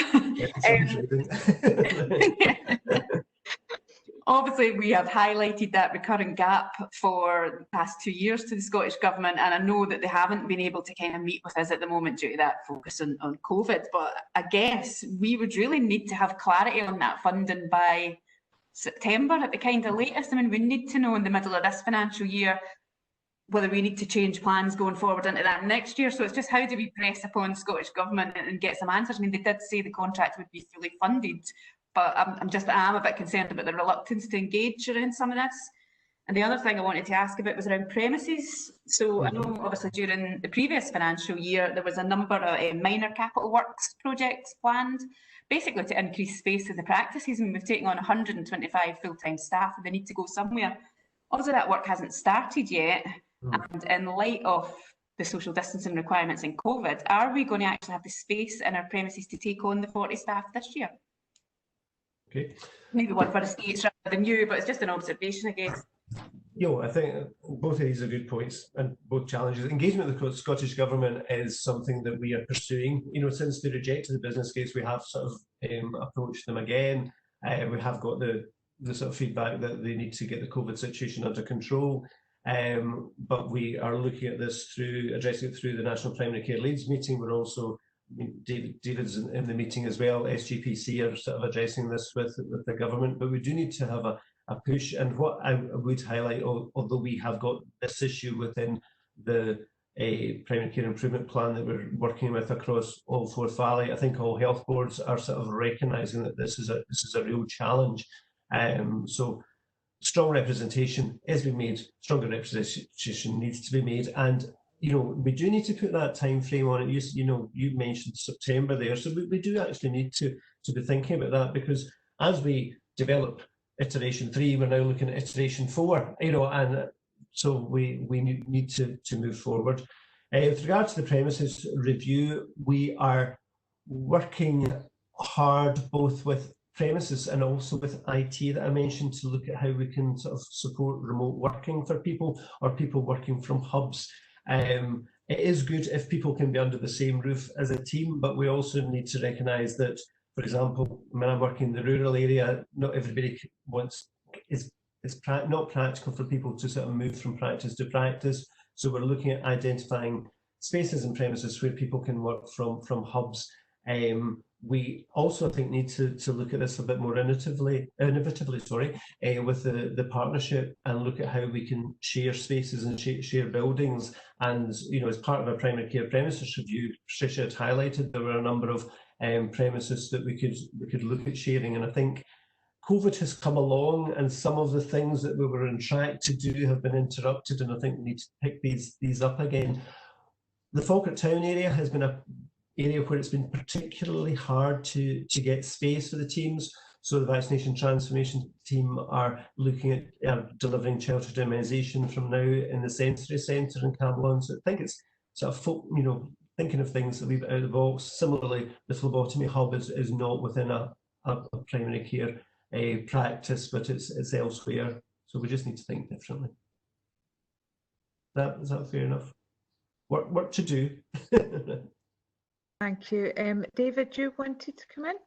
Yeah, I think having Stuart on the PCIP team has been really helpful, but he answers all these questions so thoroughly. I think he's covered most of my points, but I wasn't sure if Alison was talking about advertising the changes that have happened for PCIP to patients, or whether the changes that have happened due to COVID. But certainly in regards to PCIP changes and the people seeing mental health nurses and physios and such like, there has been a lot of advertising going on by practices through their websites and Facebook pages and posters within practices, which have tried very hard, but we certainly need to take that feedback that it's not gone far enough yet. And the other thing is the PCIP, one of its key things that it was trying to deliver was to build the resistance of general practice, which was certainly seen as quite a fragile service 3 years ago. And probably the way general practice has managed through this pandemic shows that partly the PCIP has helped to sort of build the resilience, within general practice. Every practice in Falkirk has managed to maintain a service throughout the whole pandemic. Ill people have been able to access some sort of service through their practice, despite sometimes having very high levels of COVID infection among GPs and therefore absence. As close as we can get to full implementation of PCIP by April, I think puts us as a health board in a really good position going forward, because there's some very difficult conversations between general practice and the Scottish Government that need to happen between now and April about funding and about what happens after April, when a number of services that will no longer really be within the domain of general practice need to be picked up somewhere else. And I think we'll be in a really positive position if we're really close, and I think we really are going to get quite close if we manage to recruit the 45 or so people that we've highlighted for this year. Then we really are going to get quite close to that end point by April. And then, as Gillian says, hopefully the government will commit to the funding that's needed to get us that final step during 21 and really building the resilience that I think we are growing in general practice. That's all. Gillian, did you want to come back in? No, it just you're not muted. So, Jen, go on. Yes. So, sorry, did you say Jen? Yeah, okay. Just to say, not in this partnership, but in the previous one I worked in, we did a significant amount of public engagement around integration, and the role of GP practices was incredibly interesting. It actually wasn't something we asked about, but it came up everywhere, and it was very regional and very locality focused. And there's a different viewpoint on GPs and where people what they should be doing, depending on the establishment of practices, how rural the areas were. And we don't do a lot of that in this partnership, and I'm wondering if that, I agree, David, like doing it through your practice is probably one of the best approaches. But actually, what we also found was different age brackets had very different views on how they would use a practice and what they preferred and didn't prefer. And when we started to look at changing the usage behaviours, we had different ideas for older people who had different views on whether or not they liked out of ours or NHS. Like they hated NHS 24, they really did not want to use it. They wanted a GP to come to their house. So it was sort of a bit generational in some senses as well. And then some service improvements, such as reductions in maternal health visitors, where someone was on their third baby, for example, and maybe didn't need as much support, was seen in some areas as a reduction in service, when actually it was a complement to the capacity built in that parent.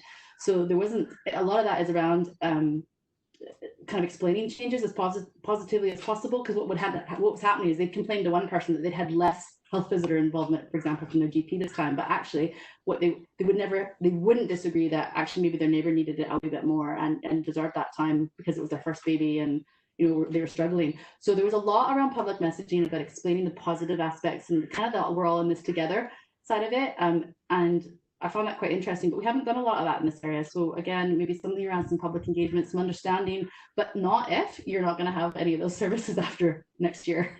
Because if you do change that expectation, they're all gone.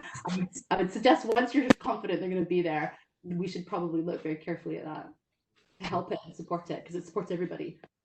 Okay, thank you very much for that, because I think I'm what would assure you is I'm confident that the services that we've got will stay, and I think we'll just want to sort of build them a wee bit more. And I think it is actually sort of getting people to appreciate this as a new norm. It was interesting you mentioned there about sort of maternity services, because when I started being a GP, we also shared in the antenatal care and we did some of the postnatal visits.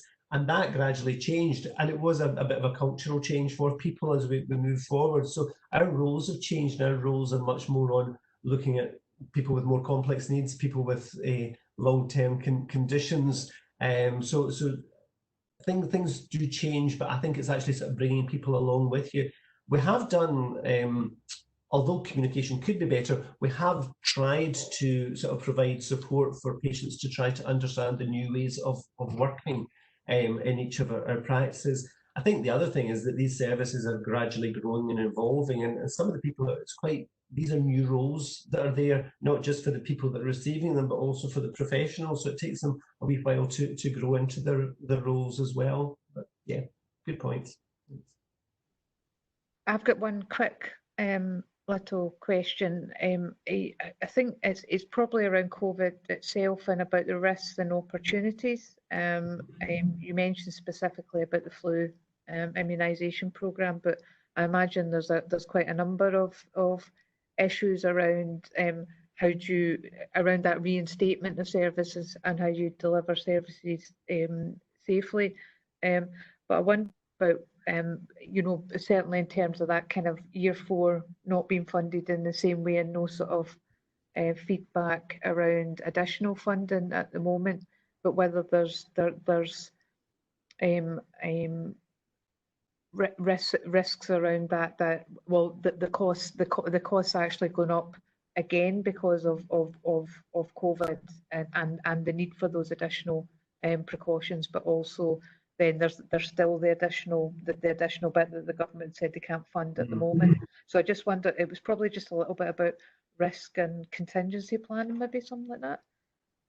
Yeah, I mean, I think certainly for the COVID situation, we've got within this recovery and mobilisation plan, we have, you know, there's a big bit on, you know, how do we start primary care up again? You know, how do we start managing people and refocusing people with long-term conditions? How do we manage the social distancing, getting people back into the practices? Because we have, you know, the way that we're working has changed a lot, you know, because we're telephone triaging nearly everybody. We're using Near Me as a video consultation, but we're still seeing people, we're still getting people up to the practices, but we can only have a few people in the building at the one time. So, and so our administrative staff and our clinical staff are working differently. And I think we have learned an awful lot you know, in a very short period of time about how we can do things differently because we've had to afford that. And so the other thing is it has shown the resilience of primary care, because as well as keeping the practices open, GPs and practice teams have also supported the triage hubs and the assessment centres as well. So that's almost, you know, we've taken quite a lot of people out of practice to look at the COVID pathway as well as supporting the non-COVID pathway. I think I suppose the answer to the increased resources that are needed, the increased workforce resources that are needed, needs to feature within the board recovery plan, and I think in the working with the partnerships as well. So work in progress, I would say, Fiona. Thank you. Does anyone else have any questions, any comments? No? Well, with that, can we a note? Oops, I'm at the wrong bit. Let's see what we're doing. We're agreeing. Can we agree the recommendations? Thank you. Right. We're moving along well. We now have the performance monitoring report, and that's Suzanne. Okay, thank you, Chair. The performance monitoring report presents to the board a summary of key performance issues for the reporting year March 2019 to 2020. It's an exception report, and section 3 of the report itself provides more information on all the indicators that have a deteriorating position or those that require ongoing monitoring. The board will note there have been improvements in performance with the rate of ED attendances and admission rates, as well as delayed discharges, and depending on which paper numbering you're going with, it's between pages 203 to 208 or pages 10 to 15 of the report, just to note that. The impact of COVID-19 pandemic on our services and management information reporting isn't reflected in the content of the report. We're aware that the board will want to understand the impact this has had on people, our services and staff, and we are looking at reporting to bring forward to a future meeting of the board. So in summary, the board are asked to note the content of the performance management report for the year March 19 to 20. Happy to take any questions with input from colleagues on any operational questions. Thank you. Thank you very much. I bring Michelle. Hi there. Hi, can you hear me okay, yeah? Yeah, yeah, I'm struggling there a wee bit hearing you. Right, okay, I'll speak up more loudly then. I'm on a different computer today, so I'm all confused. Right. This is more, I'm quite happy with the report. This is more really a sort of general question, so I wasn't sure where to bring this up in the meeting. But essentially, you and I have chatted about the performance reporting of the IJB in the past. I think we're both in agreement about, you know, there could be improvements made in it. But I see in the unaudited accounts that one of the areas for improvement was that there would be a formal review of the performance framework, the performance monitoring reports, and performance monitoring in general. Is this something that now will be put into the work plan to look at? Yes, I mean, sorry, there's a bit of echo there. Can you hear me now? Sorry, I was getting a bit of feedback. Yes, we've been starting to look at that, and we would continue to do that. I think the impact of COVID's just obviously delayed that work. Yeah. Okay, thanks. If you know that's anything, sorry, everything I had to ask.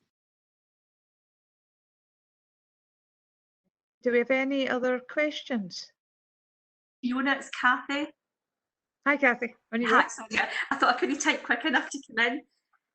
Great report, but just picking up on Michelle's point, and I'm just thoughtful. I mean, I've not spoken to Kenneth or Patricia, but certainly within the health board, we're also looking at performance and just how do we make it better? Is that something we could do jointly that satisfies the IJB but also helps both organisations? Certainly we'll be doing it. So it's just an offer. It might be a really good thing to do jointly. Thanks, Kathy. I think that would be great. I mean, we already link really closely with Kerry and her colleagues, so that would be a really good opportunity to explore that. Thank you. Well, you're most welcome. Anyone else? Kenneth? Yeah, thank you, Fiona. Just to say, I'd be happy to explore that. I think that it's interesting, actually, certainly from a local authority point of view, the kind of pace of reporting performance information has also gone through something of a transformation as a result of COVID-19. So there's certainly opportunities to move ahead in that agenda, and I'd be happy to cooperate and work with others on that. I'm just going to come back. We've already been having some discussions with Michelle Duncan and her team as well around how we start to do that collaboratively as well. So we've, over the last few weeks, I've been having regular conversations with her about developing that as well. I saw someone's Patricia.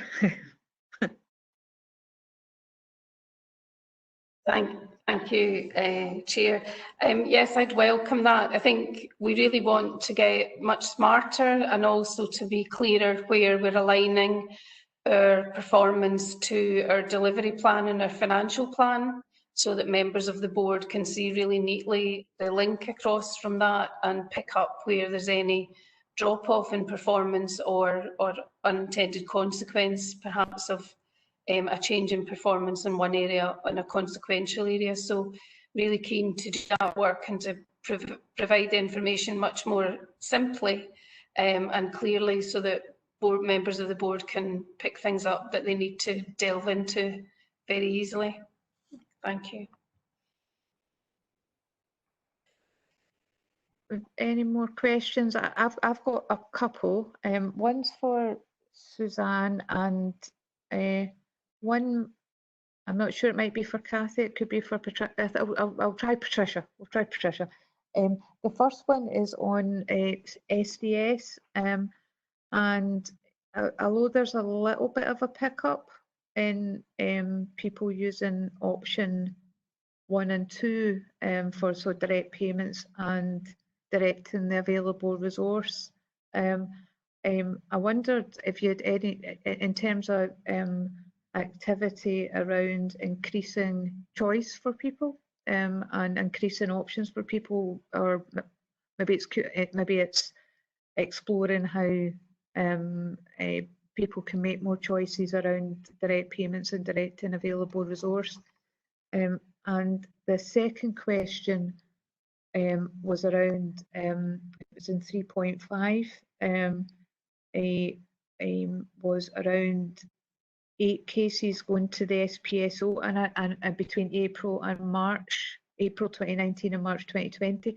And I just wondered whether that I didn't have any sort of comparison. I didn't feel whether that was a normal level or whether that was an increased level. So I suppose one's probably for Suzanne, the other one's for Patricia, I guess.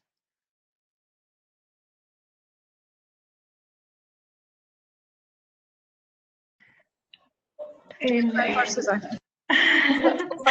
sure which one was for me.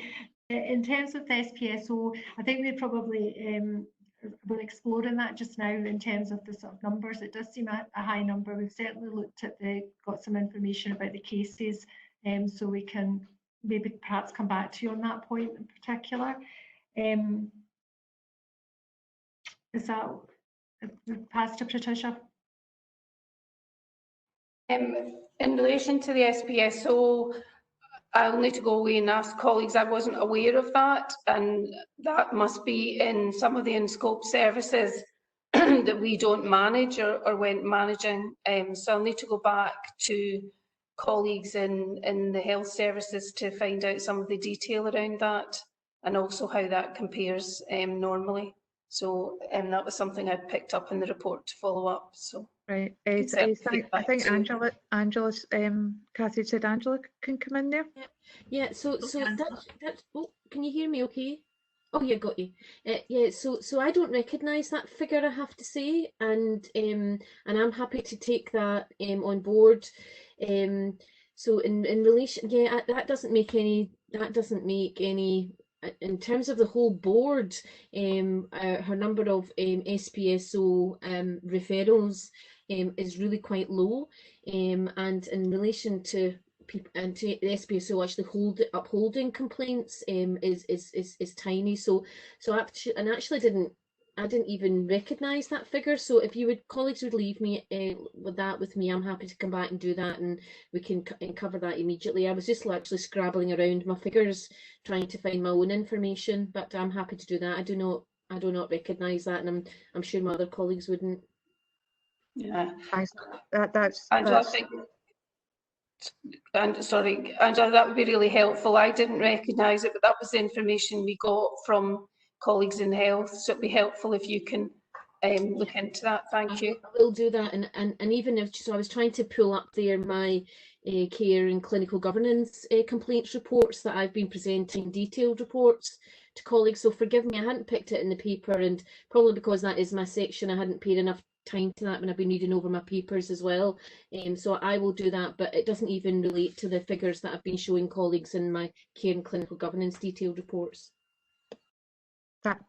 Thanks, that's really appreciated. It just seemed to jump out at me, and I said I didn't know what to compare to and whether that seemed quite a lot. So I really appreciate coming back on that.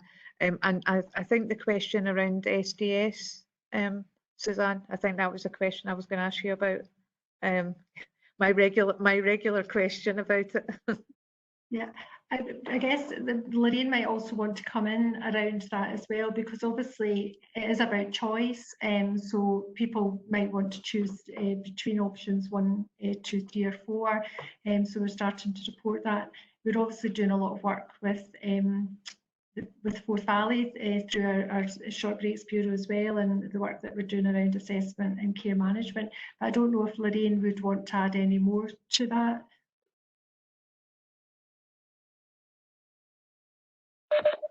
No, it is an area where we really are doing a lot of work to try to promote that, as you say, choice, and it is about choice.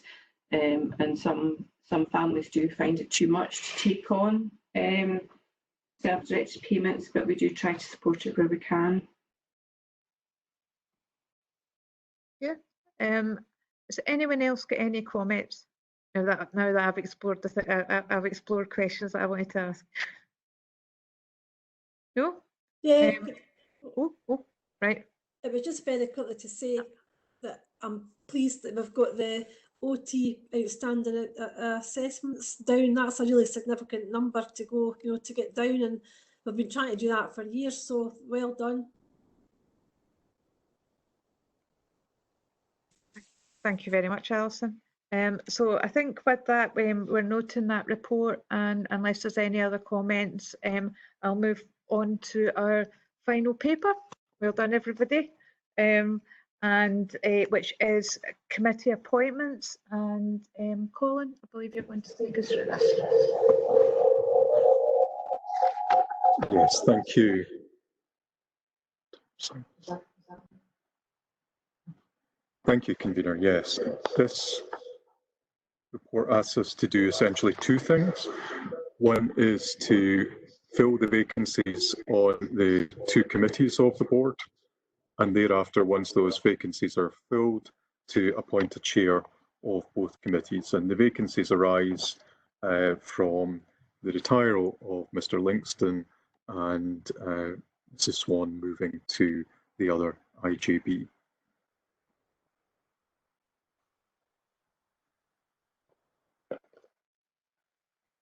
It's Kathy.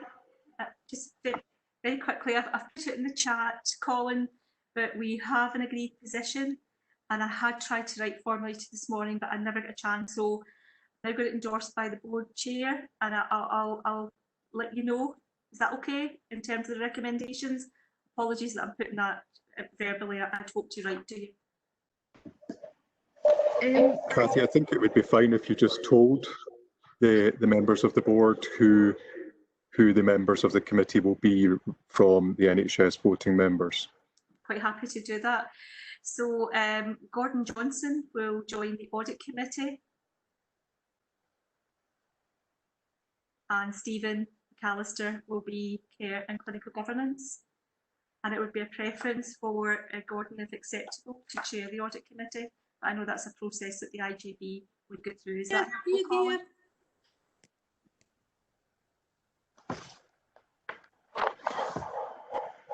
Thank you, Kathy. That's very helpful to have that confirmed.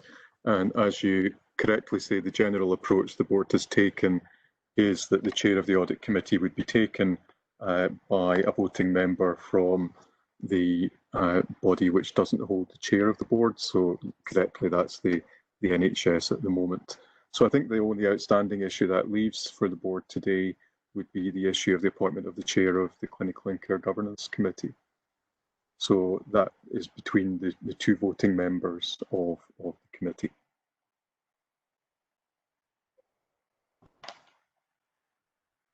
Sorry, I'm having to do a bit of volume control. Was that Stephen? Yeah. Stephen, I'm trying to see Stephen on my screen. Maybe you can wave at me. There we are. There we are. I'm currently vice chair of the committee, and this is entirely up to you. We can either you can either become chair or vice chair, or I'll take the chair and you vice chair.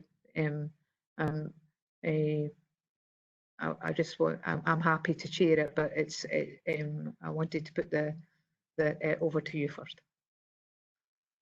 A very kind offer, Chair, but I'll leave it with you. I currently chair staff governance at the Golden Jubilee, and I also chair a charity. So I think I'm just happy to be vice chair for once. Thank you. You're all chaired out. Okay. Well, in that case, we'll note that. So with that brings our meeting to an end. Yes. Yeah. I wonder if I can just make a further brief point, Convener, just to remind everybody that the meeting has been recorded, and because this is a meeting that would normally be open to the public to observe, the video recording will be published on the IGB's website. So I think you would all have been informed of that prior to the meeting, and everyone seemed content with that. But if there's anyone who has a difficulty with that, if you let me know, that would be helpful. There's also been some discussion during the course of the meeting around the helpful comments that are being made during the course of the meeting in the chat bar. So what we will attempt to do is to capture those in a separate document and to make those available along with the video recording. And those which we'll aim to capture are those which have been directed to everyone, so which were intended for everyone in the meeting.